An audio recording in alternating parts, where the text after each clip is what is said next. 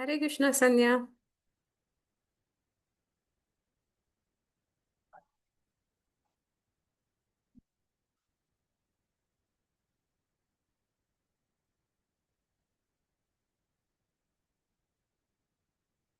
ನೀವು ಅಲ್ಲಿ sign in ಮಾಡಿದ್ರ? ಹ್ಮ್. ಇಲ್ಲಿ ಸೈನ್ ಔಟ್ ಆಯ್ತು. ಹೌದಾ? ಹ್ಮ್.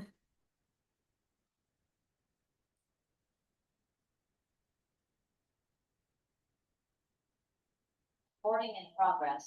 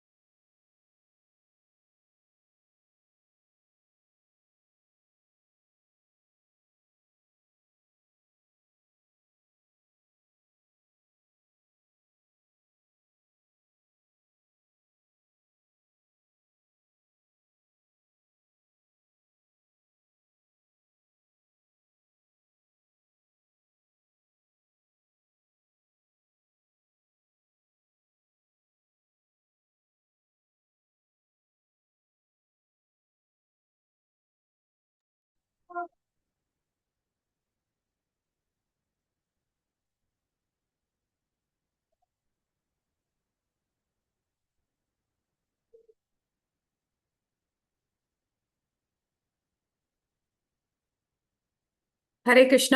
ಪುರುಷೋತ್ತಮ ಮಾಸದ 8ನೇ ದಿವಸದ ಈ ಕಾರ್ಯಕ್ರಮಕ್ಕೆ ಸ್ವಾಗತ. ಆ, ಈ ದಿನ ನಾವು ಭಗವದ್ಗೀತಾ ಮೊದಲಿನ ಪಾರಾಯಣ ಮಾಡಿ ಆಮೇಲೆ ವಿಷ್ಣು ಸಹಸ್ರನಾಮ ಮಾಡೋಣ. ಸೊ ಈ ಒಂದು 7 ದಿನದಿಂದ ನಾವು ಭಗವದ್ಗೀತಾ 15ನೇ ಅಧ್ಯಾಯ ಮಾಡ್ತಾ ಇದೀವಿ. ಸೊ ಇವತ್ತು ಸ್ವಲ್ಪ ಚೇಂಜ್ಗೋಸ್ಕರ ಈ 20 ಶ್ಲೋಕ ಏನಿದೆ ಭಗವದ್ಗೀತೆದು, ಸೊ ಇಲ್ಲಿ ನಾವು 4 ಜನ ಇದ್ದೀವಿ. ಸೊ 4 ಜನ 5 ಶ್ಲೋಕ ಓದೋಣ. ಸೊ ನೀವು ಏನು ಸಂಕೋಚ ಪಡೋ ಅಗತ್ಯ ಇಲ್ಲ. ನೀವು ನಿಧಾನವಾಗಿ ನಿಮ್ಗೆ ಯಾವ ರೀತಿ ಬರುತ್ತೋ ಆ ರೀತಿ, ಕಷ್ಟ ಆದ್ರೂ ಪರವಾಗಿಲ್ಲ, ಪ್ರಯತ್ನ ಮಾಡಿ ಓದಿ.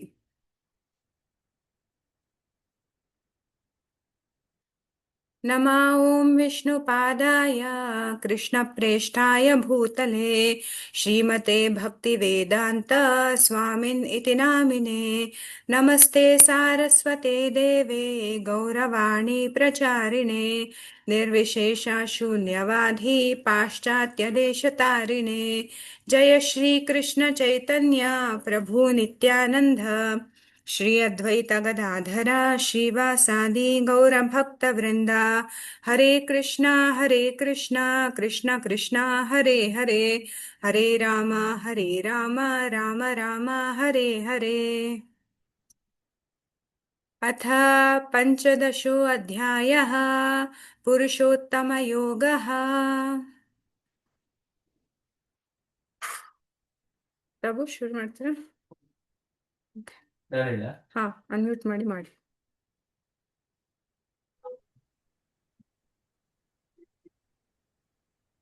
श्रीभगवानुवाच ऊर्ध्वमूलम् अधः शाखम् अश्वत्थम् प्राहुरव्ययम् छन्दांसि यस्य पर्णानि यस्तम् वेद स वेदवित्। नेक्स्ट श्लोक। अधश्चोर्ध्वम् प्रसृतास्तस्य शाखा गुणा प्रवृद्धा विषया प्रवालाः अधश्च मूलानि अनुसन्ततानि कर्मानुबन्धीनि मनुष्यलोके। न रूपमस्येह ततोपलभ्यते नान्तो न चादिर्न च सम्प्रतिष्ठा अश्वत्थमेनं सुविरूढमूलम् असङ्गशस्त्रेण दृढेन चित्वा। तथा पदं तत् परिमार्गितव्यम् यस्मिन् गता न निवर्तन्ति भूयः तमेव चाद्यं पुरुषं प्रपद्ये यथा प्रवृत्तिः प्रसृता पुराणी ಹೇಳ निर्माणमोहाजितसङ्गदोष अध्यात्मनित्या विनिरुक्तकामाः द्वन्द्वे विमुक्ताः सुखदुःखसंहे गच्छन्त मूढाः पदमव्ययं तत् ನೆಕ್ಸ್ಟ್ ಐದು ಶ್ಲೋಕ ಯಾರು ಓದ್ಬೇಕು? ರಾಘವೇಂದ್ರ ಪ್ರಭು.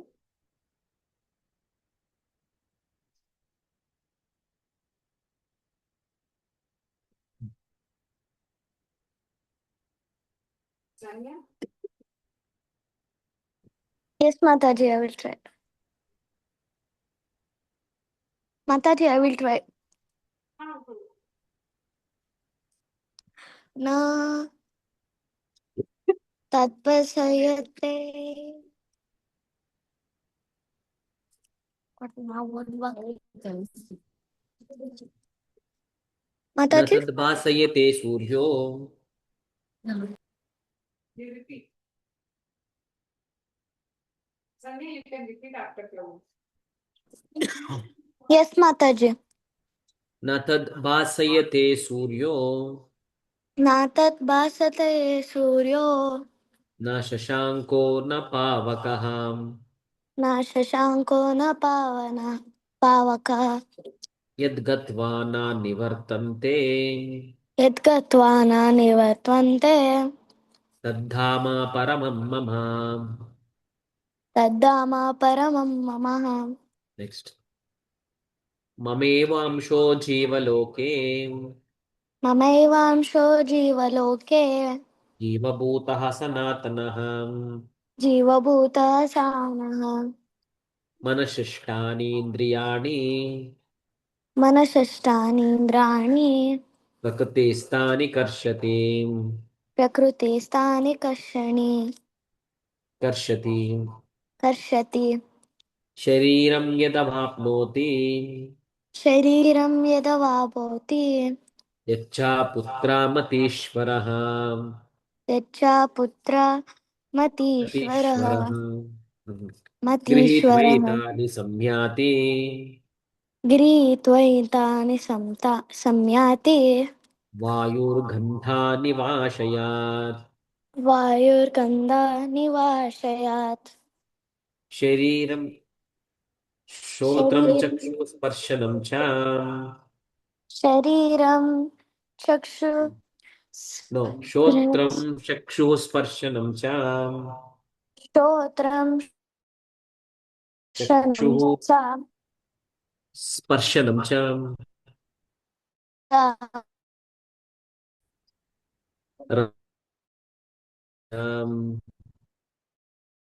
प्राण एव अधिष्ठायाश्चायम् अधिष्ठाश्चायं विषयानुप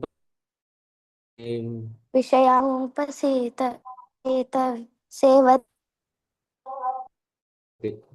सेवते. क्रामन्तं तं ग्रामं सितं वापि भुञ्जानं वा गुणान्वितम् भुञ्जानं वा गुणान्वितं विमूढानानुपश्यन्ति विमूढानानुपश्यन्ति पश्यन्ति ज्ञानचक्षुषः पश्यन्ति ज्ञानचक्षुरा.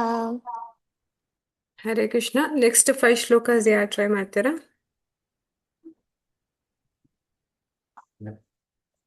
Mataji, I will. ಪ್ರಭು ಹೇಳ್ಕೊಡ್ತೀರಾ?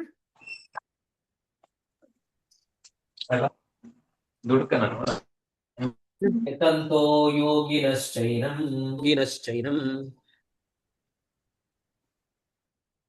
ಹೇಳದಿ ಯತಂತೋ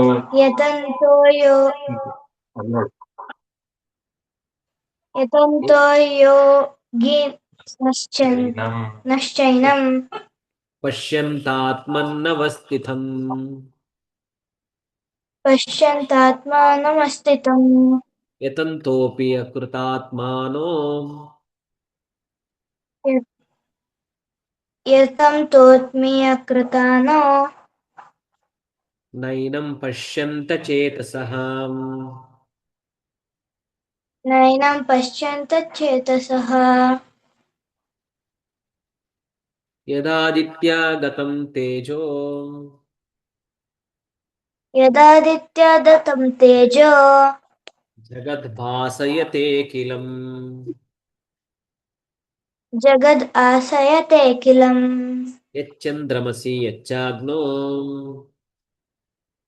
यच्चन्द्रमसि यच्चात्मा तत्तेजो विद्धि मामकम् तत्तेऽग्नो विद्धि नामतम् घामविश्य च भूतानि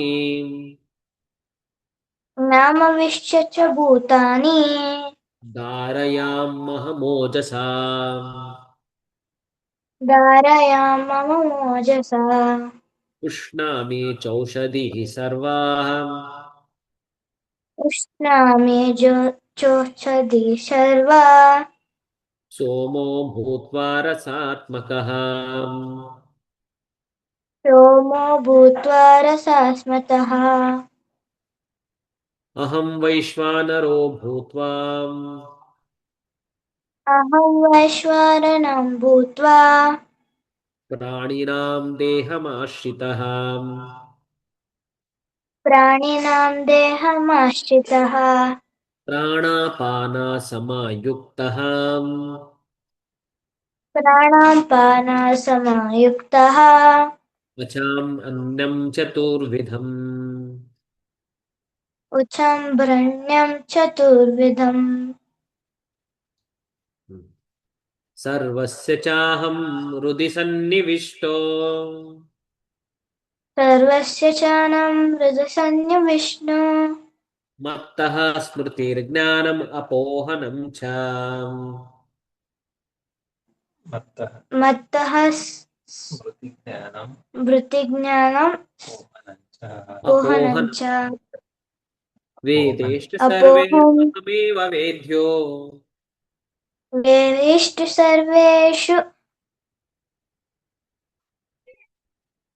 वेदेश्च सर्वैरहमेव वेद्यो वेदेष्ट सर्वे अवमेध्य विष्टो वेदान्तकृत्वेदविदेह चाहम् वेदान्तकृत्वेदविदेव च साधो next Hare Krishna, thank you so much. ನನಗೊಂದು ಶಾರ್ಟ್ ಸ್ಟೋರಿ ಜ್ಞಾಪಕ ಬಂತು ಇವಾಗ. ಇದು ಭೀಮ ಮತ್ತೆ ಕೃಷ್ಣನ ನಡುವೆ ಆಗತ್ತೆ. ಸೊ ಯಾಕೆ ಜ್ಞಾಪಕ ಬಂತು ಅಂದ್ರೆ, ಯಾಕೆ ನನಗೆ ಇದು ಜ್ಞಾಪಕ ಬಂತು ಅಂದ್ರೆ, ಸೊ ನಾವು ಏನು ಪ್ರಯತ್ನ ಮಾಡ್ತಾ ಇದೀವಿ ಭಗವದ್ಗೀತೆ ಓದೋದ್ರಲ್ಲಿ, ಇದರಲ್ಲಿ ನಾವು ಕಷ್ಟಪಟ್ಟು, ಇದು ನಮಗೆ ಟಂಗ್ ಟ್ವಿಸ್ಟರ್ಸ್ ತರ ಅನ್ಸಿದ್ರು, ನಮಗೆ ಪ್ರೊನೌನ್ಸಿಯೇಷನ್ ಮಾಡಕ್ಕೆ ಕಷ್ಟಪಟ್ರು, ನಾವು ಏನು ಪ್ರಯತ್ನ ಮಾಡ್ತಾ ಇದೀವಿ ಆ ಪ್ರಯತ್ನದಿಂದನೇ ಆಕ್ಚುಲಿ ಕೃಷ್ಣ ತುಂಬಾ ಸುಪ್ರೀತ ಆಗ್ತಾರೆ, ಅವ್ರಿಗೆ ಸಂತೋಷ ಆಗತ್ತೆ. ಸೊ ಇದಕ್ಕೆ ನನಗೆ ಈ ಸ್ಟೋರಿ ಜ್ಞಾಪಕ ಬಂದಿದ್ದು. ಸೊ ಶಾರ್ಟ್ ಆಗಿ ಹೇಳ್ತೇನೆ. ಭೀಮ ಒಂದ್ಸತಿ ಆ, ಸಂಗೀತ ಕಲ್ತ್ಕೋಬೇಕು ಅಂತ ಇರ್ತಾರೆ. ಸೊ ಬಟ್ ಭೀಮನ್ ವಾಯ್ಸ್ ತುಂಬಾ ಹೈ, ಲೌಡ್, ಪವರ್ಫುಲ್ ಆಗಿರುತ್ತೆ. ಸೊ ಅವರು ಭೀಮ ಸಂಗೀತ ಕಲ್ತ್ಕೋಬೇಕಂತ ಆಸೆ ಇದೆ ಅಂತ ಹೇಳ್ಬಿಟ್ಟು ಯುಧಿಷ್ಠಿರ್ ಮಹಾರಾಜ ಏನ್ ಮಾಡ್ತಾರೆ, ಅವ್ರಿಗೆ ಪ್ಯಾಲೇಸ್ ಅಲ್ಲಿ ಎಲ್ಲ ಆ, ಸಂಗೀತ ಕಲ್ತ್ಕೊಳ್ಳೋಕೆ ಒಂದು ರೂಮ್ ನ ಅಸೈನ್ ಮಾಡಿ ಅಲ್ಲಿ ಒಬ್ರು ಸಂಗೀತ ಹೇಳ್ಕೊಡಕ್ಕೆ ಅಂತ ಬರ್ತಾರೆ. ಸೊ ಸಂಗೀತ ಇವ್ರು ಯಾವಾಗ ಸ ರಿ ಗ ಮ ಅಂತ ಹೇಳ್ಕೊಡ್ತಾರೆ, ಭೀಮ ಯಾವಾಗ ಸ ರಿ ಅಂತ ಹೇಳ್ಕೊಡ್ತಾರೆ. ಅವ್ರು ಎಷ್ಟು ಜೋರಾಗಿ ಹಾಡ್ತಾರೆ ಅಂದ್ರೆ, ಸೊ ಇಡೀ ಪ್ಯಾಲೇಸ್ ಅಲ್ಲಿ ಏನ್ ಕಿಚನ್ ಅಲ್ಲಿ ಆ ಪಾತ್ರೆಗಳೆಲ್ಲ ಇರುತ್ತೆ ಅದೆಲ್ಲ ಬೀಳಕ್ ಶುರು ಆಗತ್ತೆ. ಸೊ ಪ್ಯಾಲೇಸ್ ಅಲ್ಲಿರೋ ಬೇರೆ ವಸ್ತುಗಳೆಲ್ಲ ಅರ್ಥವೇ ಭೂಕಂಪ ಆದ್ರೆ ಯಾವ ರೀತಿ ಅಲ್ಲಾಡುತ್ತೆ ಆ ಥರ ಎಲ್ಲ ಆ ಅಲ್ಲಾಡಿ ಈ ಕಡೆ ಆ ಕಡೆ ಹೋಗೋಕೆ ಎಲ್ಲ ಶುರು ಆಗತ್ತೆ. ಸೊ ಇದರಿಂದ ಎಲ್ಲ ಬಂದು ಕಂಪ್ಲೇಂಟ್ ಮಾಡ್ತಾರೆ ಯುಧಿಷ್ಠಿರ್ ಮಹಾರಾಜ್ಗೆ. ಆವಾಗ ಯುಧಿಷ್ಠಿರ್ ಮಹಾರಾಜ್ ಏನ್ ಮಾಡೋದು ಅಂತ ಯೋಚನೆ ಮಾಡಿ, ಸರಿ ಈ ಸಂಗೀತಗಾರನ ಮತ್ತೆ ಭೀಮನ ಯಾವ್ದಾದ್ರು ಪರ್ವತ ಮೇಲೆ ಅಲ್ಲಿ ಪ್ರಾಕ್ಟೀಸ್ ಮಾಡ್ಸಕ್ಕೆ ಕಳ್ಸೋಣ ಅಂತ ಹೇಳ್ಬಿಟ್ಟು ಪರ್ವತ ಮೇಲೆ ಪ್ರಾಕ್ಟೀಸ್ ಮಾಡ್ಸಕ್ಕೆ ಹೋಗ್ತಾರೆ. ಸೊ ಅಲ್ಲಿ ಯಾವಾಗ ಭೀಮ ಹಾಡ್ತಿರ್ತಾರೆ, ಒಬ್ಬ ಅಲ್ಲಿ ಸ್ವಲ್ಪ ಪ್ರಾಕ್ಟೀಸ್ ಮಾಡ್ತಾರೆ. ಸೊ ಸ್ವಲ್ಪ ಪ್ರಾಕ್ಟೀಸ್ ಮಾಡಿದ ತಕ್ಷಣ ಒಬ್ಬ ಕತ್ತೆ ಕಾಯೋರು ಒಬ್ಬ ವ್ಯಕ್ತಿ ಬರ್ತಾರೆ. ವ್ಯಕ್ತಿ ಬಂದು ಕೇಳ್ತಾರೆ, ನನ್ನ ಕತ್ತೆನೇ ನೀವು ಇಲ್ಲಿ ಏನಾದರೂ ನೋಡಿದ್ರಾ ಅಂತ. ಇವರಿಬ್ರು ಇಲ್ಲ, ಇಲ್ಲಿ ಯಾವ ಕತ್ತೆನೂ ನಾನು ನೋಡಿಲ್ಲ ಅಂತ ಹೇಳ್ತಾರೆ. ಓ, ನನ್ನ ಕತ್ತೆ ಹಾಡೋ ಥರನೇ ನಂಗೆ ಕೇಳಿಸ್ತಾ ಇತ್ತು, ಅದಕ್ಕೆ ನಾನು ಆ ಮ್ಯೂಸಿಕ್ನ ಕೇಳ್ಕೊಂಬಂದೆ ಅಂತ ಹೇಳ್ತಾರೆ. ಸೊ ಆವಾಗ ಭೀಮಗೆ ತುಂಬ ಅಂದರೆ ತುಂಬ ಬೇಜಾರಾಗೋಗುತ್ತೆ. ನಾನು ಹಾಡ್ತಾ ಇರೋದನ್ನ ಕತ್ತೆ ಹಾಡ್ತಾ ಇರೋ ಥರ ಇವನು ಹೇಳ್ತಾನಲ್ಲ ಅಂತ ಹೇಳ್ಬಿಟ್ಟು ಅವ್ರಿಗೆ ತುಂಬ ಬೇಜಾರಾಗುತ್ತೆ. ಸೊ ತುಂಬ ಬೇಜಾರಾಗ್ಬಿಟ್ಟು ಮತ್ತೆ ವಾಪಸ್ಸು ಹಸ್ತಿನಾಪುರ ಇದಕ್ಕೆ ಬರ್ತಾರೆ. ಬಂದಾಗ ಆಕ್ಚುಲಿ ಅವರು ಅಷ್ಟು ದುಃಖ ಅಲ್ಲಿ ಇರೋದನ್ನ ನೋಡಿ ಕೃಷ್ಣ ಕೇಳ್ತಾರೆ, ಯಾಕೆ ನೀನು ದುಃಖ ಅಲ್ಲಿದೆಯಾ ಅಂತ. ಸೊ ಅವಾಗ ಅವ್ರು ಹೇಳ್ತಾರೆ, ಈ ತರ ನಾನು ಸಂಗೀತ ಕಲ್ತ್ಕೋಬೇಕಂತ ಇದ್ದೆ, ಮೊದಲು ಪ್ಯಾಲೇಸ್ ಅಲ್ಲಿ ಮಾಡ್ತಿದ್ರು, ಆಮೇಲೆ ಮತ್ತೆ ಈ ತರ ಪರ್ವತಕ್ಕೆ ಕಳ್ಸಿದ್ರು. ಅಲ್ಲಿ ನೋಡಿದ್ರೆ ಅವರು ಹ್ಮ್ ಕತ್ತೆ ಹಾಡೋ ತರ ನನ್ಗೆ ಹೇಳ್ತಾ ಇದ್ದಾರೆ. ಸೊ ಅದರಿಂದ ನಂಗೆ ತುಂಬಾ ಬೇಜಾರಾಗಿದೆ ಅಂತ. ಸೊ ಅವಾಗ ಕೃಷ್ಣ ಹೇಳ್ತಾರೆ, ನೀನ್ ಯಾಕೆ ಹಾಡೋದನ್ನ ಕಲ್ತ್ಕೋಬೇಕಂತ ಇದೆಯಾ, ನೀನ್ ಹೆಂಗಿದ್ರು ಸ್ಟ್ರಾಂಗ್. ಭೀಮಾ ಅಂದ್ರೆ ಅವರು ಬಲಕ್ಕೋಸ್ಕರನೇ ಫೇಮಸ್ ಆಗಿರೋದು, ನೀನ್ ಹೇಗಿದ್ರು ಆ ತರ ಫೇಮಸ್ ಆಗಿದ್ಯಾ, ನೀನ್ ಯಾಕೆ ಸಂಗೀತ ಕಲ್ತ್ಕೋಬೇಕಂತ ಇದೆಯಾ ಅಂತ ಕೇಳ್ತಾರೆ. ಸೊ ಅವಾಗ ಕೃಷ್ಣ ಹೇಳ್ತಾರೆ, ಸಾರಿ ಭೀಮಾ ಹೇಳ್ತಾರೆ, ನಾನು ಚೆನ್ನಾಗಿ ಹಾಡಿ ನಿನ್ನ ಏನು ಕೀರ್ತನೆಗಳಿದೆ ನಿನ್ಗೆ ಚೆನ್ನಾಗಿ ಹಾಡಿ ನಿನ್ಗೆ ಸಂತೋಷ ಪಡಿಸ್ಬೇಕಂತ ಇದ್ದೀನಿ, ಬಟ್ ಈ ತರ ಎಲ್ಲ ಆಗೋಯ್ತು ಅಂತ ಹೇಳ್ತಾರೆ. ಆವಾಗ ಕೃಷ್ಣ ಹೇಳ್ತಾರೆ, ಏನು ತೊಂದರೆ ಇಲ್ಲ. ಸೊ ನೀನು ನನಗೆ ಸಂಗೀತ ಕಲ್ತ್ಕೊಂಡು ಹಾಡ್ಬೇಕಂತ ಏನಿಲ್ಲ. ಸೊ ನೀನು ಯಾವುದೇ ರೀತಿ ನನಗೆ ಹೊಗಳಿದ್ರೇನು, ಯಾವುದೇ ರೀತಿ ಹಾಡಿದ್ರೇನು ನನಗೆ ಅದು ಸಂತೋಷ ಆಗತ್ತೆ ಅಂತಾನೆ ಹೇಳ್ತಾರೆ. ಸೊ ಇದರಿಂದ ನಾವೇನು ಅರ್ಥ ಮಾಡ್ಕೋಬೇಕಂದ್ರೆ, ಭಗವಂತ ನಮ್ಮ ಭಾವನೆ ಏನಿದೆ ಅದನ್ನ ನೋಡ್ತಾರೆ ಹೊರತು ನಮ್ಮ ಪ್ರೊನೌನ್ಸಿಯೇಷನ್ ಈ ತರ ಇದೆ, ನಮ್ಗೆ ಸರಿಯಾಗಿ ಹೇಳಕ್ ಬರ್ತಾ ಇಲ್ಲ, ಅದನ್ನೆಲ್ಲ ಅವ್ರು ಅಷ್ಟೊಂದು ಕನ್ಸಿಡರ್ ಮಾಡೋದಿಲ್ಲ. ಸೊ ನಾವು ಏನ್ ಪ್ರಯತ್ನ ಮಾಡ್ತಾ ಇದೀವಿ, ಆ ಒಂದು ಪ್ರಯತ್ನನ ನಮ್ಮ ಸಿನ್ಸಿಯಾರಿಟಿನ ಆಕ್ಚುಲಿ ಕೃಷ್ಣ ನೋಡಿ ಅವರು ಬ್ಲೆಸ್ ಮಾಡ್ತಾರೆ. So thank you so much, ನೀವು ಆ, ಭಗವದ್ಗೀತೆನ ಕಲ್ತ್ಕೊಳ್ಳೋದಕ್ಕೆ ಪ್ರಯತ್ನ ಮಾಡ್ತಿರೋದಕ್ಕೆ. ಸೊ ನೆಕ್ಸ್ಟ್ 5 ಶ್ಲೋಕಾಸ್ ನಾನು ಓದ್ತೀನಿ.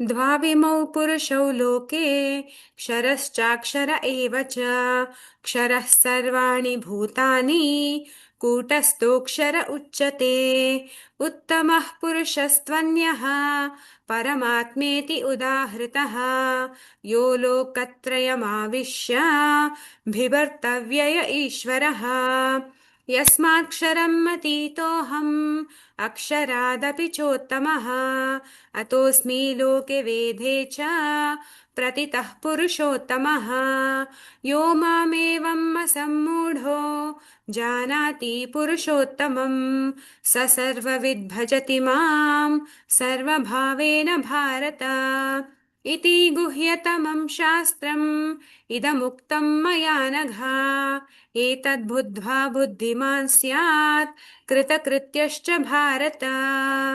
ಓಂ ತತ್ಸದಿತಿ ಶ್ರೀಮದ್ಭಗವದ್ಗೀತಾಸು ಉಪನಿಷತ್ಸು ಬ್ರಹ್ಮವಿದ್ಯಾಯಾಂ ಯೋಗಶಾಸ್ತ್ರೇ ಶ್ರೀಕೃಷ್ಣಾರ್ಜುನ ಸಂವಾದೇ ಪುರುಷೋತ್ತಮಯೋಗೋ ನಾಮ ಪಂಚದಶೋऽಧ್ಯಾಯಃ. ಹರೇ ಕೃಷ್ಣ ಕೃಷ್ಣ ಕೃಷ್ಣ ಹರೇ ಹರೇ, ಹರೇ ರಾಮ ರಾಮ ರಾಮ ಹರೇ ಹರೇ. ಓಕೆ, ಸೊ ಈಗ ವಿಷ್ಣು ಸಹಸ್ರನಾಮ ಶುರು ಮಾಡೋಣ.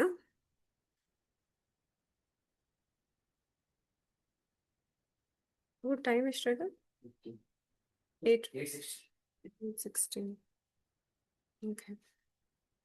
शुक्लां श्री विष्णु सहस्रनाम स्तोत्र.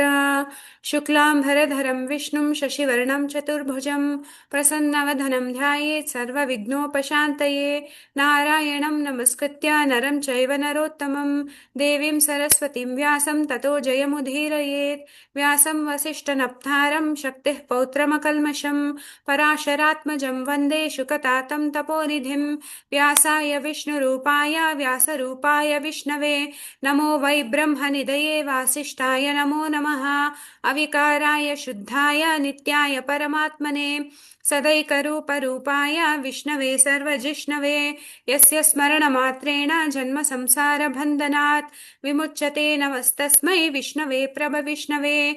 नमः समस्तभूतानामाधिभूताय भूभृते अनेकरूपरूपाय विष्णवे प्रभविष्णवे. श्रीवैशम्पायन उवाच श्रुत्वा धर्मान् शेषेण पावनानि च सर्वशः युधिष्ठिरः शान्तनवं पुनरेवाभ्यभाषत. युधिष्ठिरः युधिष्ठिर उवाच किमेकं दैवतं लोके किं वाप्येकं परायणम् स्तुवन्तः कं कमर्चन्तः प्राप्नुयुर्मानवा शुभम् को धर्मः सर्वधर्माणां भवतः परमो मतः किं जपन्मुच्यते जन्तुर्जन्म संसारबन्धनात् विष्णु सहस्रनाम स्तोत्र विश्वं विष्णुर्वषट्कार भूतभव्य भवत्प्रभुः भूतकृद्भूतभृद्भावो भूतात्मा भूतभावनः भूतात्मा परमात्मा च मुक्तानां परमागतिः अव्ययः पुरुषः साक्षी क्षेत्रज्ञोऽक्षर एव च योगो योगविदां नेता प्रधान पुरुषेश्वरः नारसिंहवपुः श्रीमान् केशवः पुरुषोत्तमः सर्वशर्वशिवस्थाणुर्भूताधिर्निधिरव्ययः सम्भवो भावनो भर्ता प्रभवः प्रभुरीश्वरः स्वयंभूः शम्भुरादित्यः पुष्कराक्षो महास्वनः अनाधिनितनो धाता विधाता धातुरुत्तमः अप्रमेयो हृषीकेशः पद्मनाभोऽमरप्रभुः विश्वकर्मा मनुस्त्वष्टा स्तविष्टः स्तविरो ध्रुवः अग्राह्यः शाश्वतः कृष्णो लोहिताक्षः प्रतर्दनः प्रभूतस्त्रिककुब्धामा पवित्रं मङ्गलं परम् ईशानः प्राणदः प्राणो ज्येष्ठः श्रेष्ठः प्रजापतिः हिरण्यगर्भो भूगर्भो माधवो मधुसूदनः ईश्वरो विक्रमी धन्वी मेधावी विक्रमक्रमः अनुत्तमो धुरादर्शः कृतघ्नः कृतिरात्मवान् सुरेशः शरणं शर्मा विश्वरेता प्रजाभवः अहः संवत्सरो व्यालः प्रत्ययः सर्वदर्शनः अजः सर्वेश्वरः सिद्धः सिद्धिः सर्वादिरच्युतः वृषा कपिरमेयात्मा सर्वयोगाविनिसृतः वसुर्वसुमनः सत्यः समातः संमितः समः अमोघः पुण्डरीकाक्षो वृषकर्मा वृषाकृतिः रुद्रो बहुशिरा भभ्रू विश्वयोनिः शुचिश्रवाः अमृतः शाश्वतः स्थाणुर्वरारोहो महातपाः सर्वगः सर्वविद्भानो विश्वक्सेनो जनार्दनः वेदो वेदविदव्यङ्गो वेदाङ्गो वेदवित्कविः लोकाध्यक्षः सुराध्यक्षो धर्माध्यक्षः कृताकृतः चतुरात्मा चतुर्व्यूहश्चतुर्दंष्टश्चतुर्भुजः भ्राजिष्णुर्भोजनं भोक्ता सहिष्णुर्जगदादिजः अनगो विजयो जेता विश्वयोनिः पुनर्वसुः उपेन्द्रो वामनः प्रांशुरमोघः शुचिरूर्जितः अतीन्द्रः सङ्ग्रहः सर्गो धृतात्मा नियमो यमः वेद्यो वैद्य सदा योगी वीरः माधवो मधुः अतीन्द्रियो महामायो महोत्साहो महाबलः महाबुद्धिर्महावीर्यो महाशक्तिर्महाद्युतिः अनिर्देश्य वपुः श्रीमान् अमेयात्मा महादृदृक् महेश्वासो महीभर्ता श्रीनिवासः सताङ्गतिः अनिरुद्धः सुरानन्दो गोविन्दो गोविदाम्पतिः मरीचिर्दमनो हंसा सुपर्णो भुजगोत्तमः हिरण्यनाभः सुतपा पद्मनाभः प्रजापतिः अमृत्युः सर्वदृक्सिंहः सन्धाता सन्धिमान् स्थिरः अजो दुर्मर्षणः शास्ता विश्रुतात्मा सुरारिः गुरुर्गुरुतमो धाम सत्यः सत्यपराक्रमः निमिषो निमिषस्रग्वी वाचस्पतिरुदारदी अग्रणीर्ग्रामणी श्रीमान् न्यायो नेता समीरणः सहस्रमूर्धा विश्वात्मा सहस्राक्षः सहस्रपात् आवर्तनो निवृत्तात्मा संवृतः सम्प्रमर्दनः अहः संवर्तको वह्निरनिलो धरणीधरः सुप्रसादा प्रसन्नात्मा विश्वधग्विश्व भुग्विभुः सत्कर्ता सत्कृतः साधुर्जह्नुर्नारायणो नरः असङ्ख्येयो अप्रमेयात्मा विशिष्टः शिष्टकृच्छुचिः सिद्धार्था सिद्धसङ्कल्पा सिद्धिदः सिद्धिसाधनः वृषाही वृषभो विष्णुर्वृषपर्वा वृषोधरः वर्धनो वर्धमानश्च विविक्तः श्रुतिसागरः सुभुजो धुर्धरो वाग्मी महेन्द्रो वसुधो वसुः नैकरूपो बृहद्रूपः शिपिविष्टः प्रकाशनः ओजस्तेजोद्युतिधरः प्रकाशात्मा प्रतापनः रुद्धस्पष्टाक्षरो मन्त्रश्चन्द्रांशुर्भास्करद्युतिः अमृतांशुद्भवो भानुः शशबिन्दुः सुरेश्वरः औषधं जगतः सेतु सत्यधर्मपराक्रमः भूतभव्यभवन्नाथः पवनः पावनो नलः कामः कामकृत्कान्तः कामः कामप्रदः प्रभुः युगादिकृद्युगावर्तो नैकमायो महाशनः अदृश्यो व्यक्तरूपश्च सहस्रजितनन्तजित् इष्टो विशिष्टः शिष्टेष्ट शिखण्डी नहुषो वृषः क्रोधः क्रोधकृत्कर्ता विश्वबाहुर्महीधरः अच्युतः प्रतितः प्राणः प्राणदो वासवानुजः अपां निधिरधिष्ठानम् अप्रमत्तः प्रतिष्ठितः स्कन्दः स्कन्दधरो धुर्यो वरदो वायुवाहनः वासुदेवो बृहद्भानुरादिदेवः पुरन्दरः अशोकस्तारणस्तारः शूरः शौरिर्जनेश्वरः अनुकूलः शतावर्तः पद्मी पद्मनिवेक्षणः पद्मनाभोरविन्दाक्षः पद्मगर्भः शरीरभृत् महर्दिरुद्धो वृद्धात्मा महाक्षो गरुडध्वजः अतुलः शरभो भीमः समयज्ञो हविर्हरिः सर्वलक्षणलक्षण्यो लक्ष्मीवान् समितिञ्जयः विक्षरो रोहितो मार्गो हेतुर्धामोदरः सहः महीधरो महाभागो वेगवानमिताशनः उद्भवक्षोभणो देवः श्रीगर्भः परमेश्वरः करणं कारणं कर्ता विकर्ता गहनो गुहः व्यवसायो व्यवस्थानः संस्थानः स्थानदो ध्रुवः परर्दिर्परमस्पष्टः स्तुष्टः पुष्टः शुभेक्षणः रामो विरामो विरतो मार्गो नेयो नयो नयः वीरः शक्तिमतां श्रेष्ठो धर्मो धर्मविदुत्तमः वैकुण्ठः पुरुषः प्राणः प्राणदः प्रणवः पृथुः हिरण्यगर्भः शत्रुघ्नो व्याप्तो वायुरदोक्षजः ऋतुः सुदर्शनः कालः परमेष्टि परिग्रहः उग्रः संवत्सरो दक्षो विश्रामो विश्वदक्षिणः विस्तारस्तावरस्ताणुः प्रमाणं बीजमव्ययम् अर्थोऽनर्थो महाकोशो महाभोगो महाधनः अनिर्विण्णास्तविष्टोर्भूर्धर्मयूपो महामकः नक्षत्रनेमिर्नक्षत्री क्षमक्षामा समीहनः यज्ञ इज्जो महेज्यश्च क्रतुः सत्रं सताङ्गतिः सर्वदर्शी विमुक्तात्मा सर्वज्ञो ज्ञानमुत्तमम्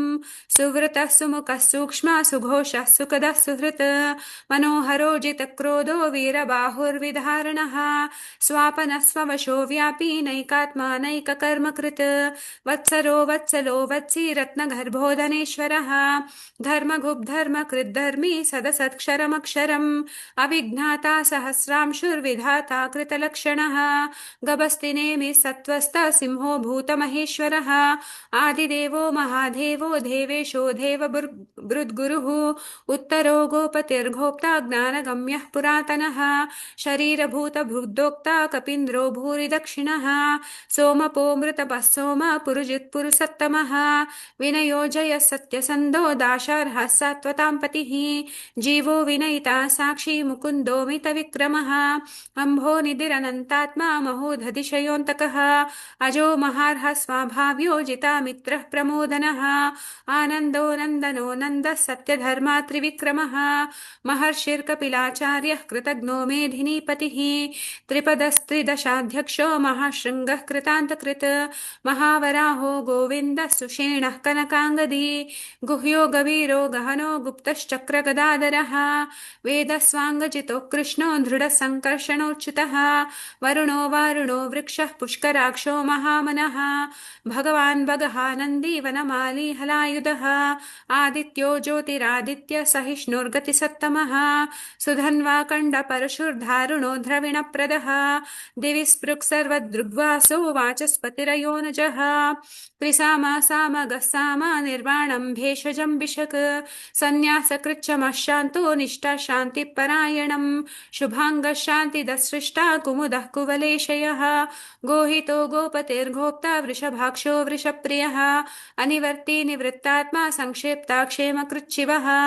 श्रीवत्सवक्षा श्रीवासः श्रीपतिः श्रीमतांवरः श्रीधः श्रीशः श्रीनिवासः श्रीनिधिः श्रीविभावनः श्रीधर श्रीकर श्रेयः श्रीमान् लोकत्रयाश्रयः स्वक्षस्वङ्गशतानन्दो नन्दिर्ज्योतिर्गणेश्वरः विजितात्मा विधेयात्मा सत्कीर्तिश्चिन्न संशयः उदीर्णः सर्वतश्चक्षुरनीशः शाश्वतस्थिरः भूषयो भूषणो भूतिर्विशोकः शोकनाशनः अर्चिष्मानर्चितः कुम्भो विशुद्धात्मा विशोधनः अनिरुद्धो प्रतिरतः प्रद्युम्नो मितविक्रमः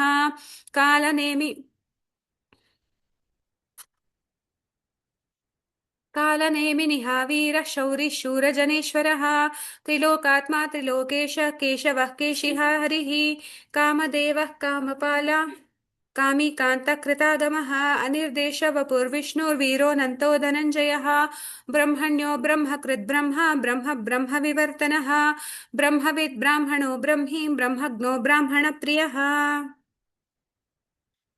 ಓಕೆ, ನಿನ್ನೆ ಇಷ್ಟವರೆಗೂ ಮಾಡಿದ್ವಿ. ಇವತ್ತು ಇದನ್ನ ಪ್ರಾಕ್ಟೀಸ್ ಮಾಡೋಣ 72 ಇಂದ 82. ಸೊ ಫಸ್ಟ್ ಯಾರು ರಿಪೀಟ್ ಮಾಡ್ತೀರಾ ನನ್ನ ಜೊತೆ? Mataji okay, Aarvi you can do. Next Sanjna you'll do.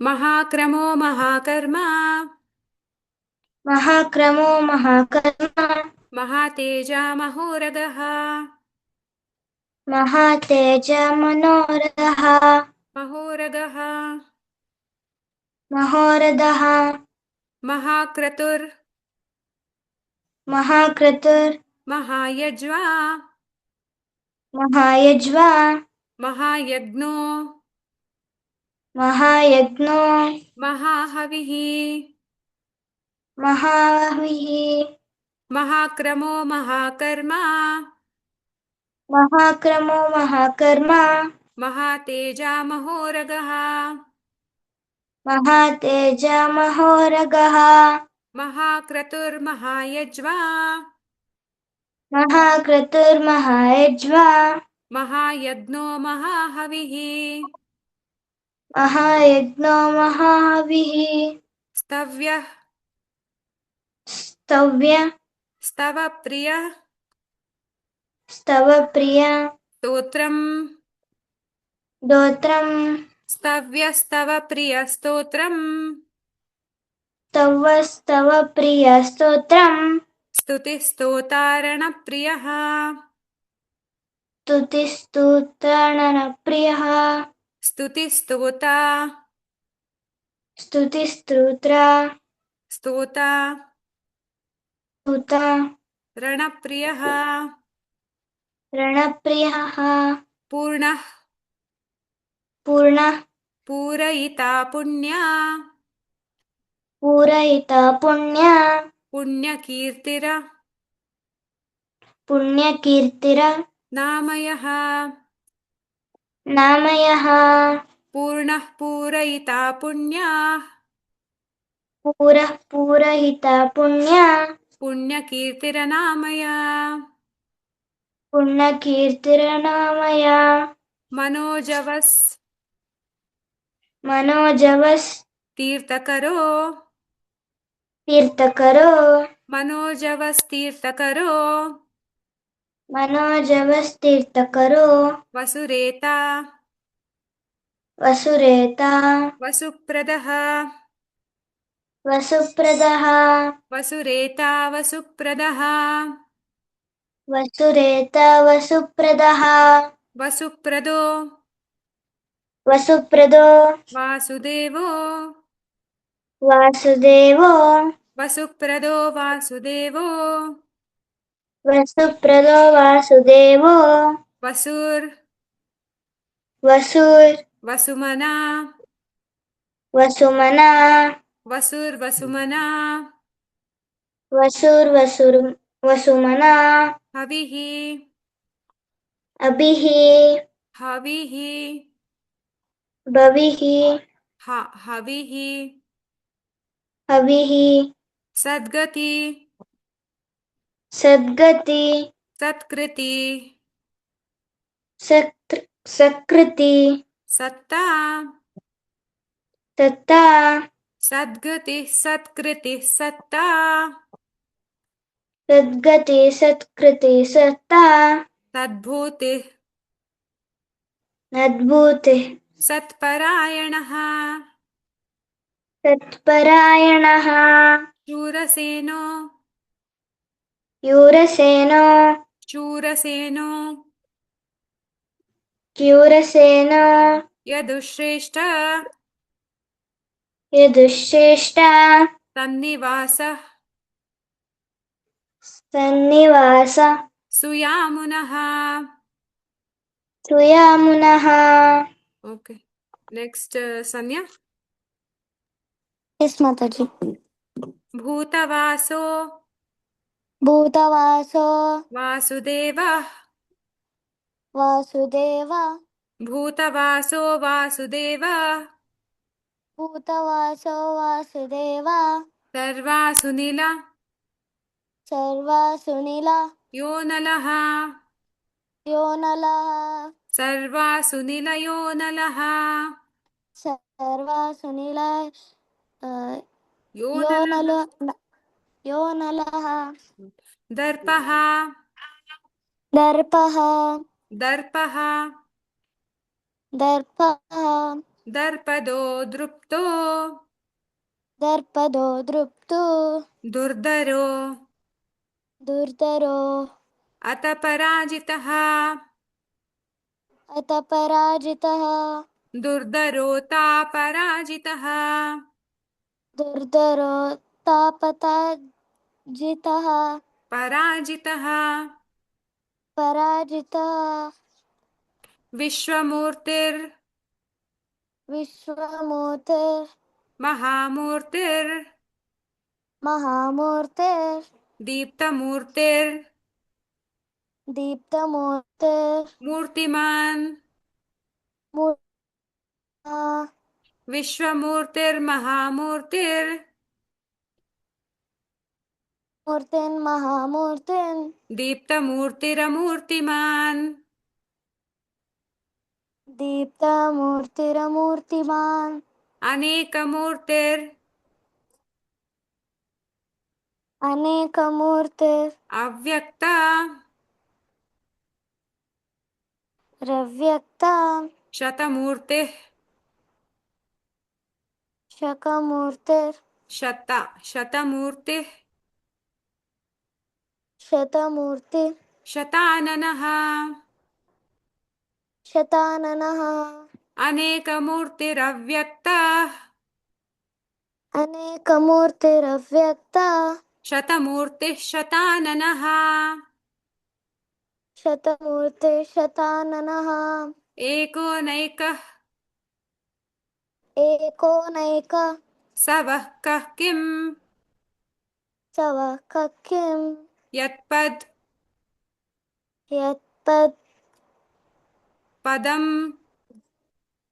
पदम् ಅನುತ್ತಮಂ अनुत्तमं ಯತ್ಪದ್ ಅದಂ यत्पद ಯತ್ತತ್ ಪದಂ यत्तत्पदम् ಅನುತ್ತಮಂ अनुत्तमं ಲೋಕಬಂಧುರ್ लोकबन्धुर् ಲೋಕನಾಥೋ लोकनाथो ಮಾಧವೋ माधवो ಭಕ್ತವತ್ಸಲಃ. भक्तवत्सलः ಓಕೆ ನೆಕ್ಸ್ಟ್ ಜಯಲಕ್ಷ್ಮಿ ಮಾತಾಜಿ ಓದ್ತೀರಾ ನೆಕ್ಸ್ಟ್ 3? ಓಕೆ ಮಾತಾಜಿ. ಓದಿ ಮಾತಾಜಿ. ಸು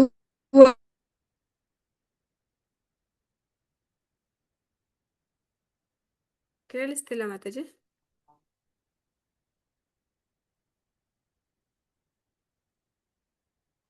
ಹರೇ ಕೃಷ್ಣ. ಹರೇ ಕೃಷ್ಣ ಮಾತಾಜಿ. ಕೇಳಿಸ್ತಿಲ್ಲ, ಇವಾಗ ಕೇಳಿಸ್ತಿದೆ, ಹೇಳಿ ಮಾತಾಜಿ. ಸುವರ್ಣವರ್ಣೋ ಹೇಮಾರಂಗ ಚಂಗನಾಂಗದಿ ವೀರಃ ವಿಷಮಾಶೂನ್ಯ ಘೃತಾಶೀಲಶ್ಚಲಶ್ಚಲಃ ಅಮಾನಿ ಮಾನ್ಯ ದುಮಾನ್ಯ ಲೋಕಸ್ವಾಮಿ ತ್ರಿಲೋಕದುಕ್ ಸುಮೇಧ ಮೇಧಜೋಧನ್ಯ ಸತ್ಯಮೇಧಾಧರ ತೇಜೋ ಋಷೋ ದುತಿಧರ ಸರ್ವಶಸ್ತ್ರಾಮೃತಂ ಹರಃ ಪ್ರಗ್ರಹೋ ನಿಗ್ರಹೋ ವ್ಯಗ್ರೋ ನೈಕ ಶೃಂಗ್ರೋ ಗದಾಗ್ರಜಃ ಚತುರ್ಮೂರ್ತಿ ಚತುರ್ಬಾಹು. ಮಾತಾಜಿ ಇನ್ನು 1 ನಿಮಿಷ ಇದೆ. ಸೊ ನೆಕ್ಸ್ಟ್ ನಾಳೆಯಿಂದ 82 ಇಂದ ತಗೊಳ್ಳೋಣ. ಸೊ ನಾಳೆ 82 ಇಂದ 92, ನಾಳಿದ್ದು 93 ಇಂದ 102. ಸೊ ಮುಗಿಸ್ಬಿಡೋಣ. 108 ಶ್ಲೋಕಾಸ್ ಇರುತ್ತೆ ಸಹಸ್ರ ವಿಷ್ಣು ಸಹಸ್ರನಾಮ. ಅದಾದ್ಮೇಲೆ ನಾವು ಮೀನಿಂಗ್ ಬಗ್ಗೆ ಫೋಕಸ್ ಮಾಡೋಣ. ಸೊ ಅವಾಗ ಭಗವದ್ಗೀತಾ ಹೇಳ್ಬಿಟ್ಟು ನಾವು ವಿಷ್ಣು ಸಹಸ್ರನಾಮ ಇದೇನಿದೆ ಕಂಪ್ಲೀಟ್ ಆಗಿ ಅದ್ರ ಮೀನಿಂಗ್ ಬಗ್ಗೆ ಅದ್ರ ಬಗ್ಗೆ ಫೋಕಸ್ ಮಾಡೋಣ. ಸೊ ಇದು ಪ್ಲಾನ್ ಇರೋದು.